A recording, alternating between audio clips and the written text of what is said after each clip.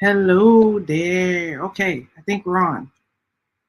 You're drinking for me. Happy Thursday, y'all. I'm drinking because it's hot. We've had a week. Hello. We've had a week. As you can see, we have a new co-host for the podcast. This is Norma. Meet Norma. Hi, Norma.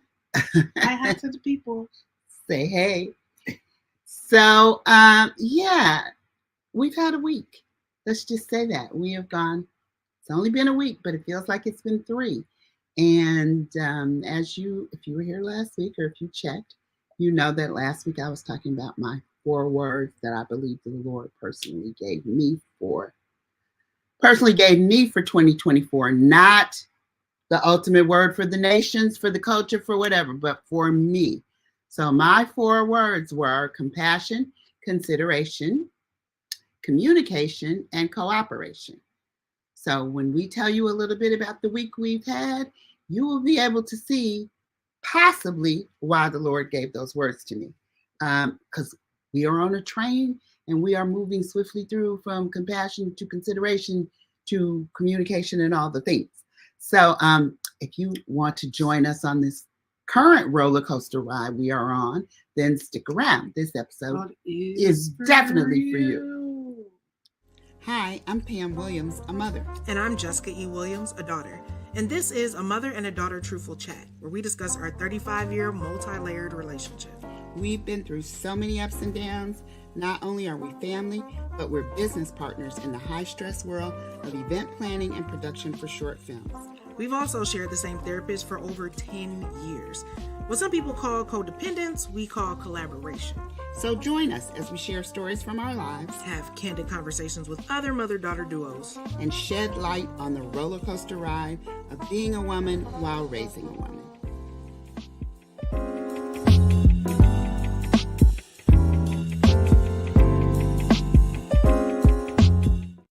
Alrighty, people.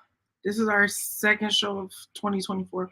Hopefully you can't hear Norma breathing extremely hard by me. I was like, are you okay? Are you feeling okay? Sitting very attentively. She's sitting very attentively. Anyway, welcome to Truthful Chats. If this is your first time joining us, welcome. If you've been here before, welcome back. Here at Truthful Chats, it's part of our brand and our vision for the world, which is create generational wellness, which is a YouTube channel, et cetera, et cetera. So every month we have a theme for the month, of the month, however you want to say that. And then the Truthful Chat is where we unpack that theme just a little bit. So it's January. It's still January. It feels like it's been 3 months and 2 weeks, but it's still January. It is my youngest nephew's birthday. So happy birthday, Harlem. Happy birthday, Harlem. Oh, we didn't talk. Wait, hello. Oh, sorry. And welcome to Truthful Chats. Okay. Yes, welcome to Truthful, and happy birthday, Way Harlem. Happy birthday, Way which Harlem. Is Mandarin for Harlem. If you ain't know. Because our grandson, nephew speaks fluent Mandarin. So or at least he will. So there you go. Kudos. Anywho, so it is January. The word of the month is cultivate, and today is cultivate consideration in line with Pamela's words. Okay, so we said last week, we're probably not going to be in our Norma. Girl, don't nobody want to see all. Is he licking me in her private parts? That's for off the camera. Don't you love the animals, or will always steal the show? Because they just are naturally themselves. They ain't trying to do nothing else. They ain't trying to be nobody else. They be themselves. Anywho, we said we were not going to be in our. Hold on, sorry, I got to scoot up because there's a big shadow in my face. I said we weren't going to be in our primary location, and we're not, which is why we have Norma. I scoot up and you scoot back. That's okay. Am I good? Yeah. Are you comfortable? Yeah, I am. Okay, cool. So, anyway, saying all that to say, we are not in California. We're not in California. We're not in California anymore. We are in what some people call the great state of Texas. It depends on how you feel, but we are in Texas. We drove here, which was like 20 some odd hours. From California. We left Monday, and we got here Wednesday morning at 5 o'clock in the morning. So thanks to the illustrious. We got to Houston. Yes, to Houston. Outside. We're in a, would you categorize as a suburb?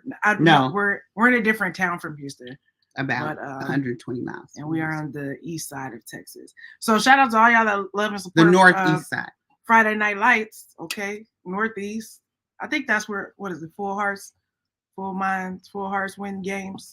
I don't remember. Anyway, I only watched the seasons Michael B. Jordan and Journey Smollett was on, because you know me, if there's no black people on it, I'm probably not going to watch it.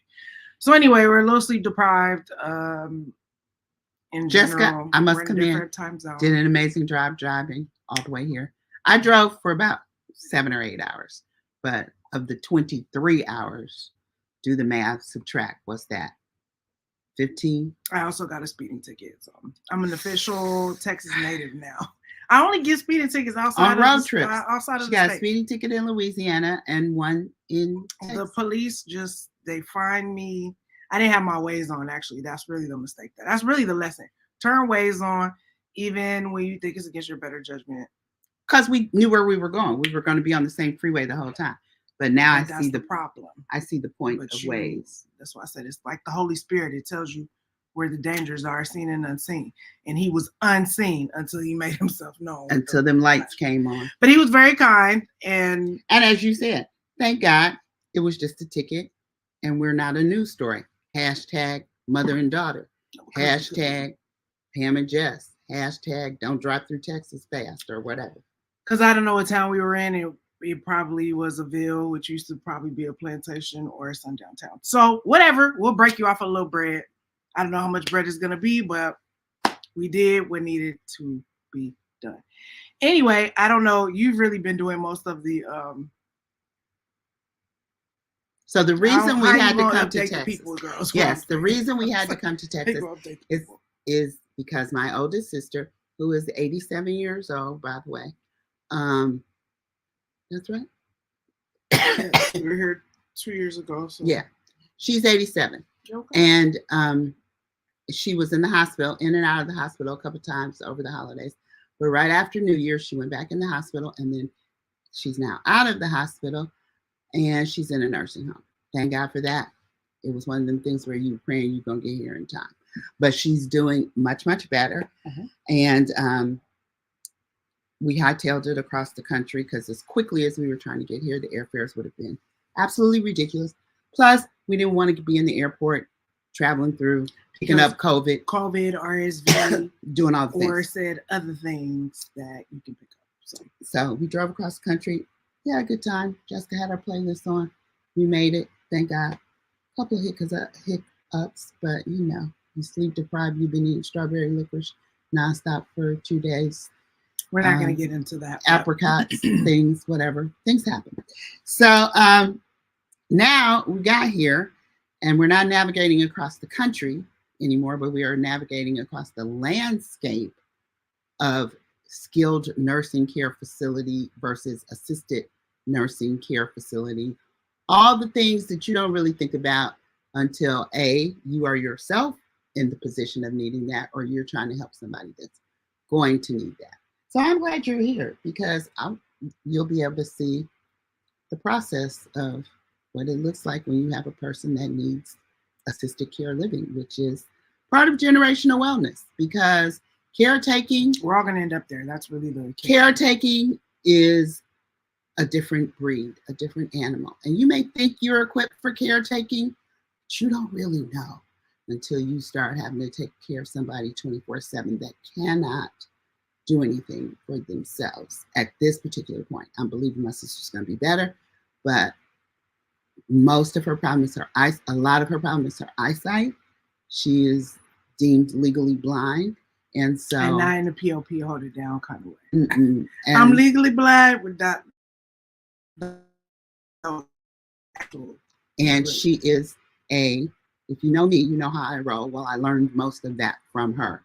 So she is a type A alpha dog, all the things that I got this, don't worry about it. So for her to be totally dependent on other people for I always depend on the kindness of strangers. Ain't that Blanche for what? How Blanche's life turned out. So it's been really an adjustment for her mentally more so than anything, because we were in a meeting this morning And they asked her, was she on pain meds? And in her inimitable style, she said, I don't have any pain. So, and she doesn't. It's just trying to navigate without being able to move around and learn what that means. So, and I think it's one of those things for me where it's like, it is like, I was texting one of my friends and I was like, it's just kind of weird. To see like your world not slipping away, but just like things are not what they used to be. We used to coming down here with a certain amount of energy, people being here, you know what I mean? And like things are changing, and not necessarily for the worst, I think, but just as you are matriculating and getting older, seeing things change and people change, and then realizing like you may want, and with all your willpower, to be able to take care of yourself for yourself, but your body might have other plans. And so you gotta like really make plans for when and if your body decides. And you could be in the best health ever. Did you know Sarah Snyder from CNN has stage 3 breast cancer? Oh no. Somebody just said that to me today, so we're sending out prayers to her and her family. But she don't smoke, she don't drink, she let her tell us the picture of health. But you know what I'm saying, the body do what the body wants to do. So you just gotta, you know, and that's not a scary thing. It's just a matter of like, okay, if you know, then you prepare based on what you know. So with all of those things. Here's the other anecdote. I'm the youngest in my family, but I'm almost 70. So they are almost 90. And so again, like my other two brothers that live here and my sister here in Texas. So I'm saying all that to say that it's very different. It's very different, in things you used to do with absolutely no problem become difficult. Like my brother said, I'm not in the greatest of health. So thinking about the prospect of caretaking somebody else, we're just down here all trying to figure it out. Let's say that. So with all that going on, thinking about, plus I had my own health challenge last week, which, you know, it's fine now, but it was a little scary for a minute. I didn't even know if my doctor was going to say I could take the trip, but it was okay, and it's working out. So but all of that was going on. And so you're trying to be compassionate and considerate with all that, but it's also a lot of stress. And the first thing that happens when you get stressed out is you thinking about you. Your consideration and compassion for other people kind of wanes a little bit because you're in that state. Fight or flight mode. Fight or flight. You're not really thinking about nobody else. You're just trying to figure out, how can I get from this moment to the next? And so consideration in its simply form is thinking carefully about something or someone else before you make a decision. And when all the things are thinking and all the plates are spinning, it's very hard sometimes to say, let me take a step back and try to be compassionate and considerate of the other people in this equation. Because you have to take into account other people's feelings, their needs, their circumstances, their perspective at the time, and try to act in a way that reflects that you understand, or at least that you're making an effort to understand. So this concept kind of holds, as you can see, a lot of impact for a lot of areas of your life, like relationships, your physical health, how you interact with other people, and your overall well-being. And it ties into what we were talking about maybe 2 episodes ago. I don't know. All the things are in the... You can go back to the catalog. Like they say, it's in the Bible. Read your whole Bible. It's on the episodes. Watch all the episodes and you'll find it. But every episode or so, we usually go back to the concept of empathy, which is really like a cornerstone thing of wellness, right? Because it affects all our relationships. It really affects your relationship with yourself first and foremost, and then also with other people. Because again, you're being mindful of how your words and your actions impact those around you. And like we said, ultimately, we're trying to all get to a place of space where we're better at that. Perfect, but better. And you know, whether it's personal context, professional context, social context, cultivating this sort of thing of consideration is really like a bedrock, and making sure you have a harmonious existence as much as possible, right? You ain't for everybody and everybody ain't for you. So this ain't the Barney show or the Kumbaya show. But, you know, For the people that are Teletubbies. Why did Teletubbies just pop in my mind? girl, I don't know. I didn't used to watch them. So Okay. you know, my generation, we had situations. It was a situationship with Teletubbies. It was love and hate. But you know, for the people that you rock with and they rock with you and y'all have meaningful connections, empathy is definitely important. And you can learn to embody consideration and have it become a daily part of your life. But I just, like we say every week during, it shouldn't be difficult, but it is. Just acknowledge people's basic humanity at just a base level. We ain't saying you gotta like everybody, but you know, consider your fellow man and try not to be a dick or a hole. You know what I'm saying? That's really like the bare basics. And operate in respect.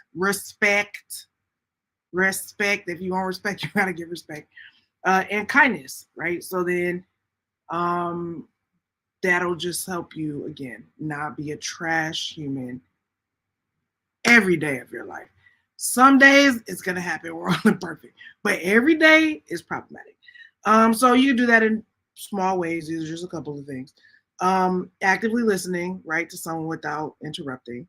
That's been hard the last couple of days in this nursing home situation, but that's just because sometimes I'm gonna tell you what's hard. It's not hard to not interrupt when someone else is talking. What's hard is, like she said, if you're in a fight, flight, freeze response, you already have a soundtrack going on in your mental mind.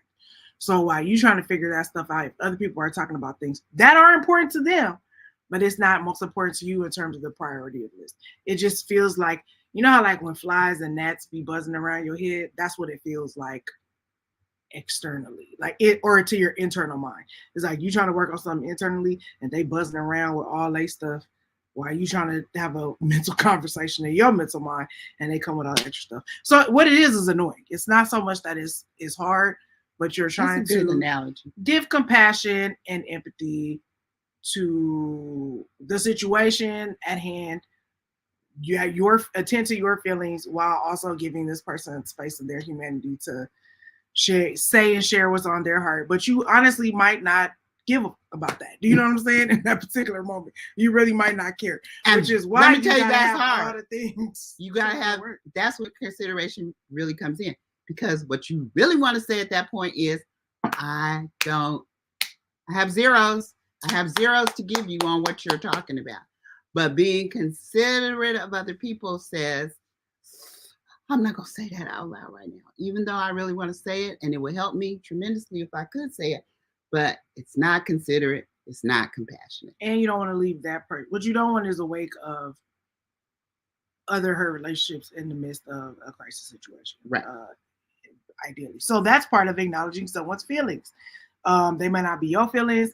You might decide in the priority list of things it's not as important to you. But again, we're not trying to leave a whole string of broken people as we strive to get to generational wellness because the person is annoying at that particular time. Offering a helping hand when someone is in need. So like my aunt clearly needs a lot of help. Like after we're done doing this, we're going to go spend some more time with her. I don't particularly feel well today.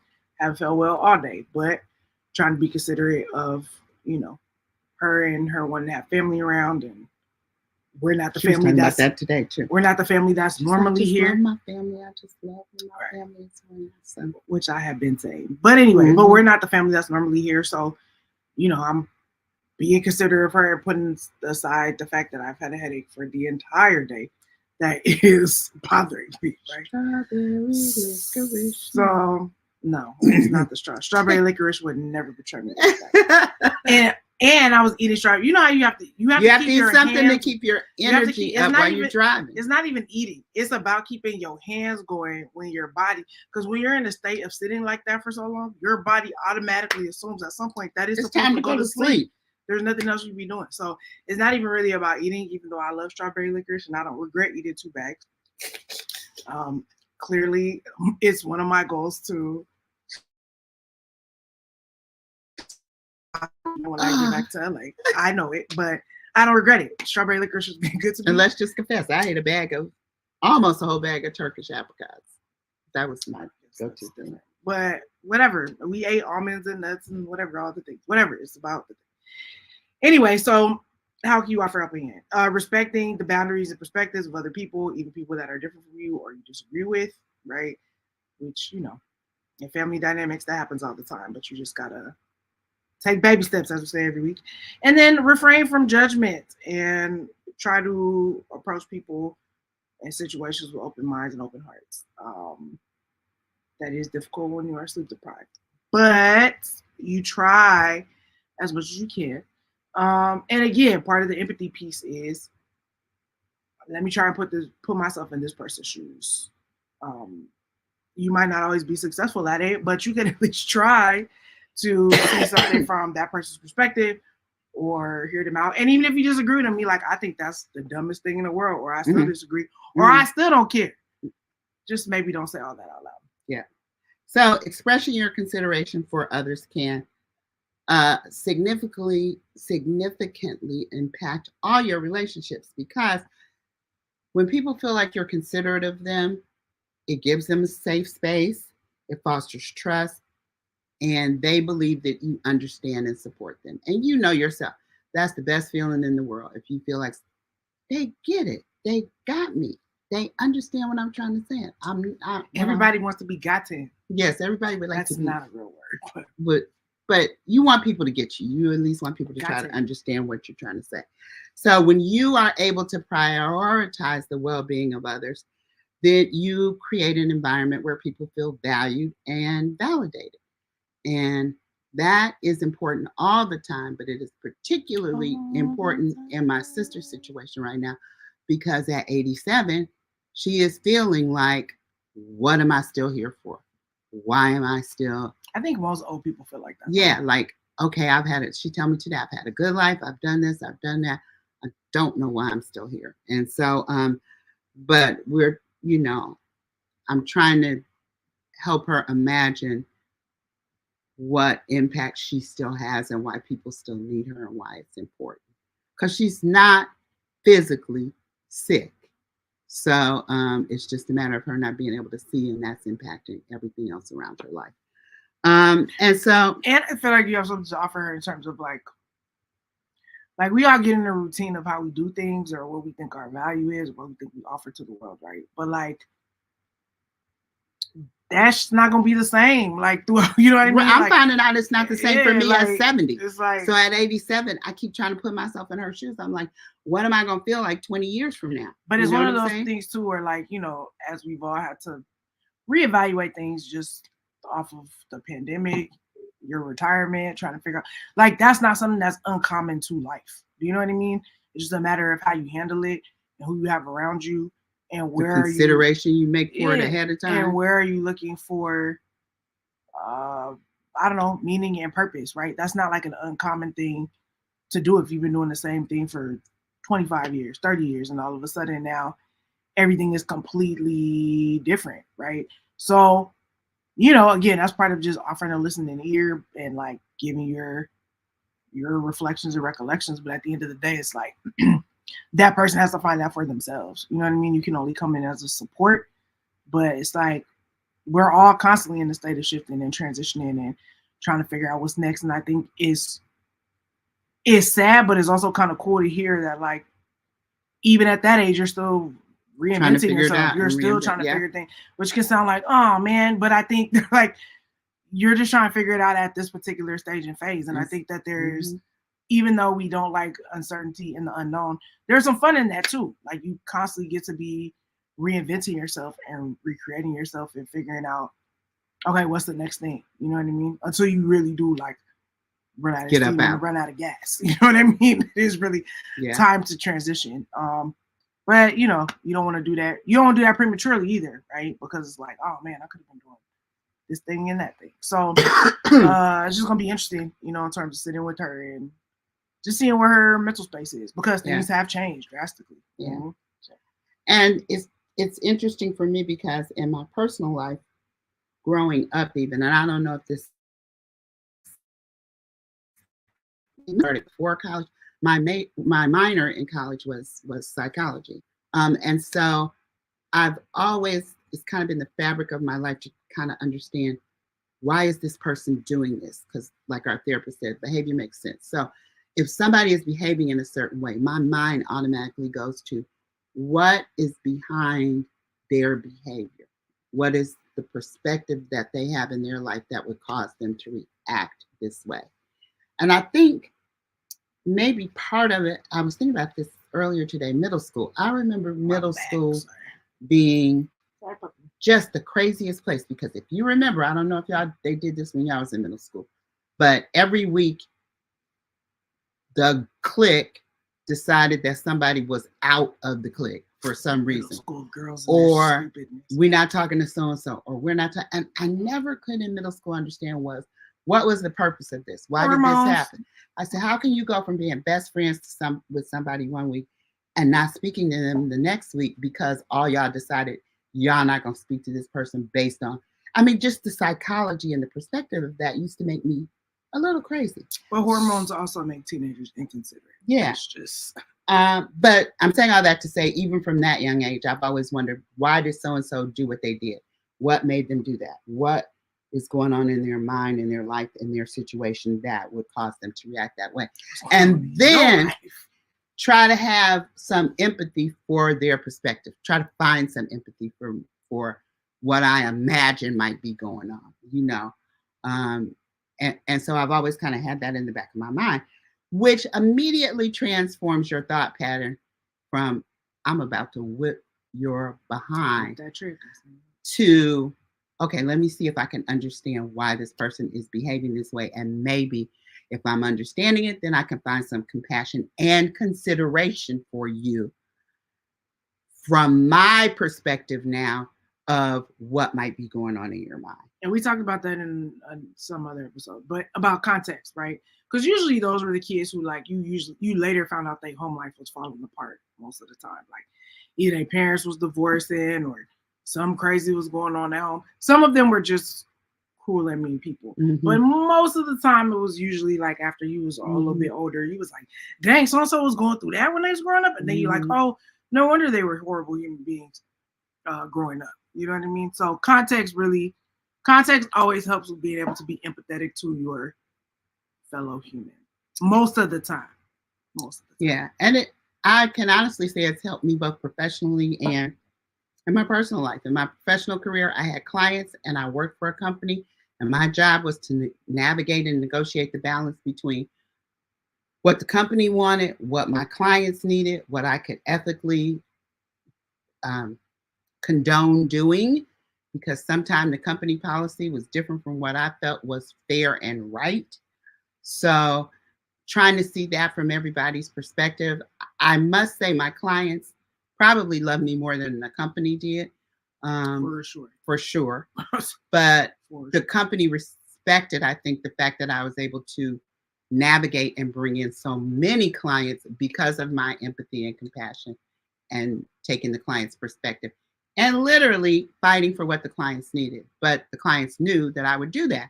So that, of course, word of mouth spreads, and they're like, okay, if you want to get a fair deal, if you want somebody that's not just for the company, but will look out for you too, that became the person who I was in my professional life.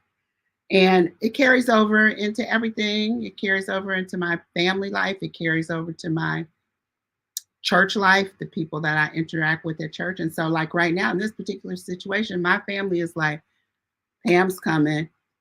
We're going to all sit down. We're going to negotiate. And I have the gift of being able to hear everybody's lane or everybody's perspective. Again, not always agree with it, but being able to understand it and translate it for other people who may be stuck somewhere, help them empathize and see it from somebody at the other perspective. I'm talking to my brothers last week before I got down here, and they were saying some things. And I was like, okay, well, but maybe have you guys thought about it like this? Have you thought about it like that? And ultimately, when my niece gets here next week, we're all going to have a big meeting. And since I've been here 24 hours, I've been able to garner some information that I don't think people have said to other people, which has been the crux of my is listening to different perspectives and trying to figure out what could be the best. To consider everybody's perspective and try to come up with what would be the most compassionate answer. And once I have that, which I believe is coming, then I'm going to have to communicate it to everybody. And that is a key skill. Remember all those things we talked about for the holidays for y'all families? Who knew? Now we have to. So I'm going to have to implement communicate it and then see if I can get everybody to cooperate. So that's where the 4 words. I'm like, Lord, thank you. Started with having the compassion. Now I'm considering everything. Next week, I'm going to have to communicate it and then hopefully get everybody to cooperate and come into the buy-in. So stay tuned. Keep it locked Yeah. for that part. We're not done with that. Yeah.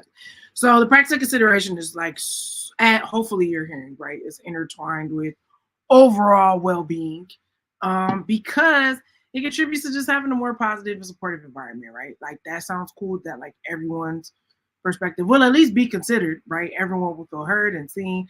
Now, whether we're going to do it the way you want it done, we're going to see. But it'll hopefully be people will feel supported, people will feel positive, people will feel heard. And that can just have a profound mental and emotional impact on everybody's mental health, right? So, I mean, ultimately, we, want to do what's best for my aunt's health and mental emotional well-being. But we're going to listen to everybody, okay? Everybody is their own individual person and deserves to be heard. And then when you're kind and considerate to people, this is the science part. It releases oxytocin in your brain, which is the chemical which is connected to love and bonding and feeling good. One of them hormones. If you watch, I don't know if they actually talk about that on Big Mouth, but anyway, but it releases all of those things. So doing acts of kindness, releasing oxytocin literally in your brain, allows you to reduce your stress, okay, and hopefully the stress of others. And I'm the person who I'm here for the caretaker role, but I'm also not that I feel like she'll necessarily listen to me, but I'm also here to be the person to be like, Pam, you're doing too much. Like, you need to actually sleep. Like, you need to actually eat. She's probably not going to listen to me, but I'm at least trying to be supportive, right? No, I did. I got a good night's sleep last night because tonight I'm going to spend the night at the hospital. And I knew that was going to happen, and I'm going to be sleeping in a chair. Okay. So it was important to me to get a really, really good night's rest last night. And so thank you for that. So, I'm probably still going to have to tell her to chill at some point. But anyways, and acts of kindness help you cultivate a sense of purpose and fulfillment, hopefully, in helping others. And we're not just talking about this particular thing, but people who volunteer all the time, people who, have a local organization that they work with all the time. Mm-hmm. Like, it gives you a sense of what's going on beyond your own life or your own problems or your own just tunnel vision, right? And scope. And knowing that your actions can positively influence somebody, elevate your self-esteem and contributes more to your positive self-image, right? You could be in a way, because we all tend to get in the way sometimes, but if you're able to contribute and give in a positive way, then you're able to be like, okay, maybe I'm not the worst person ever. You know what I'm saying? Or maybe I just had an off day today. There are all sorts of considerate acts to take into account.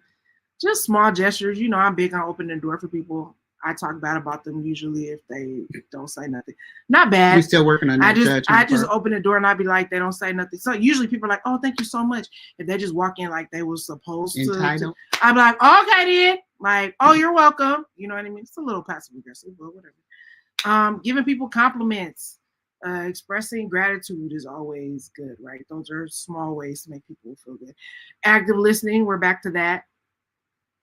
I've literally been in conversations, not recently, but where I just do not care about what the person is saying, but just keep nodding your head and acting like you're engaged. They might say something that sparks your interest, but the main thing is to make sure that person feels seen, heard, and appreciated. And it's empathy. There is nothing for you, Norma. There is nothing for you, sis. Come on this side. I ate something before I came over here. My bowl is over there off to the side. She always begging. And Norma's trying to get in the bowl, but the bowl is empty. And she's on a diet right now. She's not supposed to be eating foolishness. She was trying to. This dog got back. Give me to feed her. She got a dump. She got a dump. She got a dump. Middle. She thick, as Beyonce would say. Go Girl, on why that are you not on this side. side? Norma. Stop. Pam, she knows you need love. You know how the animals are so empathetic. She knows you had a hard day. Okay. Thank you. Thank She wants to give you love. Thank you. I got it. I receive it. Amen. Okay. Go over there to Come on this side. She loves you. Come on this side. She loves you more than me, Norma. She'll figure it out. Norma, you are sexually molesting me here with these paws. Get down. She has them on the fun bag. Get down. Okay. You also want to offer support and encouragement. Again, be attentive. Read the room emotionally. See what people need. Because it's tough times. This is what our family's going through, but somebody's going through something all the time. And if you ain't going through something now, you will be. Did you see Michael Strahan's daughter has cancer? Michael Strahan's daughter? Full-on one of the twins? Full-on brain cancer. They were just talking about it with Robert Roberts. Oh, no. And they did an interview. She's doing good. She rocking her bald head. She looks cute. Oh, no. But the whole family, Norma, down, please. Down, please. Thank you. The whole family is rallying around her. So we send them support, okay? So whether they're celebrities or not, people go through things. So anyway, small gestures of kindness, particularly in stressful or challenging or difficult situations, can really mean the world to people. So just keep that in mind. Respecting people's boundaries, okay? When you've had enough, you've had enough. You got to walk away. You got to get a reprieve. You got to take time for yourself. I set out in the yard today, me and Norma, just for quiet time to relax. So being mindful of people's personal space, privacy, individual preferences, particularly when in high stress, intense situations, is super important. So you don't get burnt out and act crazy, and other people don't get burnt out and act crazy. So just some things to consider. And try to reflect on your words and actions and what the potential consequences could be of said words and actions before you speak said words or do said actions. Overall, you just want considerate behavior from everybody. You want everybody to be considerate. You want everybody to be kind as much as is humanly possible within them. But if your words are the words that's going to trigger somebody to say, oh, kindness, goodbye, here I come, then you need to try to think about, if I say this, is it going to happen? Is this going to happen? And hopefully if people see you doing that, you're leading by example. It's going to empower other people to do it. I have another example from the nursing home today, because there was a lot going on. We had a meeting early in the morning to me, 10 something or whatever, to try and talk about my sister's care or whatever. Well, we went in. Now I tell you, my sister is having a hard time seeing, right? We go in the office. It's 1, 2, 3, 4, 5 people in there to have part of this meeting. Her therapist, occupational, physical therapist, they gave a report, blah, blah, blah. And then we went on to talk about how many days you can stay in the nurse home and what it's going to cost, this, that, and other. At the beginning of the meeting, there was a lovely dog in the room named Butters. My sister does not like Butters. Mm-hmm. Yeah, my sister does not like dogs, Norma. And so, live your feet up. Keep going. Oh, my sister does not like dogs. Come here. And so, I told her she can't see, but all of a sudden she said, come on. She said, I would not like the dog to be in the room, please. Now, if you know my sister, she could have said quite easily, get that dog out of here. But she didn't say that. She considered her words, not her actions. Even at 87, and I'm telling you, she's having all this trouble. She was clear enough in her, and she's done it all her life, considering people's perspective, how her words, how it's going to impact, what it's going to sound. She said, I would not like to have the dog in the room. So, first of all, I was like, how'd she even see the dog? Because that's part of the problem. If she can't see, she said. So after the meeting was over, I said, did you see the dog? And she said, yeah, I saw the white part of the dog, and the dog was white right in here. And pretty different colors of brown, which is why I think they call the dog Butters. But anyway, she was very clear and very kind in her expression of, I don't want this dog in the room. And then as we were going through, there were so many other things, you know, because you have some complaints in the nursing home about, part of it is the culture and the nature of the nursing home, which I'm going to talk about in a minute. But also when you go from the hospital to the nursing home, we were finding out that the orders between the hospital, the nursing home, and the doctor, her personal doctor, were all conflicting. Communication is key. Communication. So there was one medicine that she was supposed to only take it if it was necessary, and they had her taking it all the time, 3 times a day. So she was trying to clearly communicate with consideration that this is not working for me and this is the reason why, and so forth and so on. So I watched her, even in this later stage of her life, draw on all the skills that she's used all of her life, which is embodying consideration. Yeah, she's always done it. So it's in there. And so it wasn't hard for her, even in this stressful time of her life, to have a conversation that showed. You can't pour out what's not in it. Yeah, it showed, I'm not mad at y'all. She kept saying, this is a lovely facility. You are taking great care of me, but these are the things I'm concerned about. And so she did that, and it was cool, and we got to the end of the day.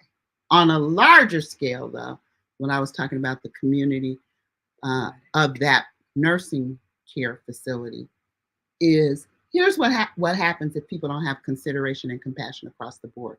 It creates a really negative culture. And it creates a culture that doesn't have resilience. It's not able to practice empathy. And then I've only been here for a day, and I can see their culture is not good. We've had people and nurses aides say things to us that they ain't loyal. Let's just put it like that. They're talking about the other nurses, the other aides, the other people, whatever. They don't know us like that. I mean, I know we black and they black and whatever, but they don't know us well enough to know. Have a bad company culture. They don't know us well enough as patients and clients to talk bad about them, quote unquote, their culture. Like it's just being unprofessional. Yes, unprofessional and not considerate, and not thinking about how that's gonna make the patient feel, who's in there expecting for you to be taking care of them, and you telling us, everybody in the facility business about how they don't do this, they don't do that, they disappear, they hide. They already got the auditors here. It's 7 auditors here right now going through. They're gonna have $40,000 worth of fines and so all of this they telling us, and we just like, whoa, we don't need to know all that necessarily. Y'all remember when COVID was happening and everything, the nursing homes it was pandemonium. Now it's starting to make sense. Yeah, so Pray for the nursing. Yeah, I told them it was just really, really crazy, but it was interesting, and it's like your mom and them used to tell you, don't talk about. You can talk about your brother and sister in here, but don't go out in public talking that yin yang. That yin yang, and what happens in this. And sometimes that was healthy, and sometimes it wasn't, but it fostered a family culture, especially in a professional working environment. And so when people are paying you money for a service, consideration is really important to develop a culture, because already now I know, well, if we were considering her staying here for a long term, it behooves us immediately to figure out somewhere else she can go, because this is not the place. So again, consider, which is kind of what in your professional life, private life, whatever. If you talk bad about if you don't consider other people's feelings, it's going to create a certain dynamic. And I think it's something to be said for, in a larger sense, right? We're not just concerned about, like, we that family. They don't want to tussle with this particular family. But it's also about being considerate, not just of my aunt, but the people who are there who don't have people to advocate for them, or are not visiting them. They just, how we do the elders, especially in America.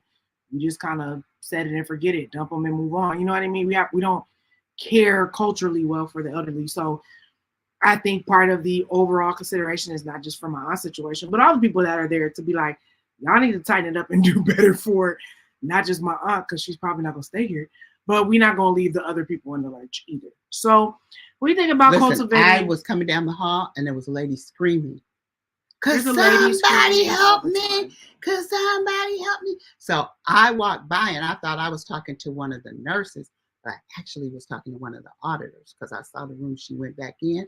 And I was like, oh, Lord, that's probably not going to look good on the people's report. But I just saw somebody. There's a lady down there yelling for help. Because I thought it was a nurse. It's And so then I said, they said, oh, somebody down there needs help. I said, somebody down there is screaming for help.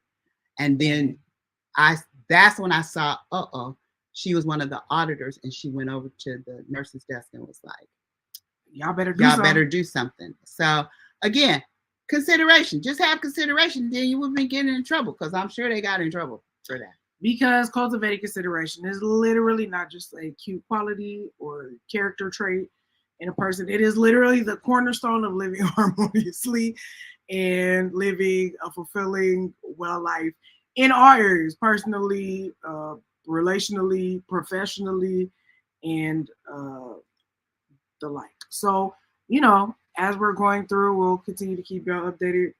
Definitely next week for sure. But just embracing consideration in your daily interactions, right, to pave the way for better emotional well-being, deeper connections, interpersonal relationships, and just a more compassionate, society, which will ultimately generate. We're drinking this water. No, you're drinking Pedialyte. I was drinking water. Oh, I'm drinking Pedialytes because I need the extra electrolytes. But anyway, shout out to Pedialyte. We will take sponsorship for them. Anyway, but just to be a more compassionate society, and that's all part of creating generational wellness, so that when we're all old and in a different state, hopefully we will have upgraded our nursing care facilities, and we can all have you should have a better quality of life no matter your age. It is a very hard profession. You should not be penalized. They are underpaid. If we think teachers are underpaid, them healthcare workers are super underpaid. And super not appreciated. So, and that's why they're having such a hard time right now, because they can't get help, because nobody wants to work there anymore. And everyone deserves to have a quality wage, a quality life, no matter the age. That's all a part of creating generational wellness. So let's all just try to do better. Let's make it a conscious, considerate effort to be more considerate, to impact culture, have a more vibrant, engaging, kind world. So with that, we will leave you, because clearly we have all manner of things to do. Hopefully you enjoyed the episode. You learned a thing or two. Thank you to our co-host Norma, who has decided to be in a different space at this time. Anyway, we hope you come back next week. We hope you watch previous episodes, and be patient with us as we're transitioning through whatever this is. But we're still here because we told you we'd be here. So if you want to know what's going on next, or watch what happened before, please be sure to subscribe on YouTube, follow us on IG and Facebook and fan base. We are at Care Generational Wellness on all the things. I'm catching up as best I can. We love y'all, and we will see y'all next week. All right. Be considerate, be compassionate, be kind to yourself, to your fellow man, and create more generational wellness. Bye, y'all. Bye. We'll talk to you later. Peace.